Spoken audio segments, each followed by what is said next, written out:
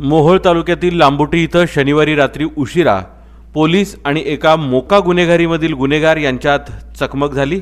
हा सराईत गुन्हेगार शाहरुख उर्फ अट्टी रहीम शेख या चकमकीत ठार झाला आहे।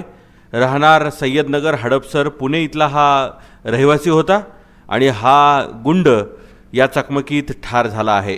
शेख याच्यावर पुणे आणि परिसरातील हडपसर, वानवडी, कोंडवा, काळेपडळ या पोलीस ठाण्यांमध्ये सुमारे 15 गंभीर स्वरूपाचे गुन्हे दाखल होते। यामध्ये खून, जबरी चोरी आणि दहशत निर्माण करणारे प्रकार यांचा समावेश आहे। त्याच्यावर महाराष्ट्र संघटित गुन्हेगारी नियंत्रण कायदा अर्थात मोका अंतर्गत कारवाई करण्यात आली आणि तो त्या गुन्ह्यात फरार होता। पुणे क्राईम ब्रांचला मिळालेल्या माहितीनुसार शेख सध्या मोहोळ तालुक्यातील लांबुटी येथील नातेवाईकांकडे लपून बसल्याचं समजलं।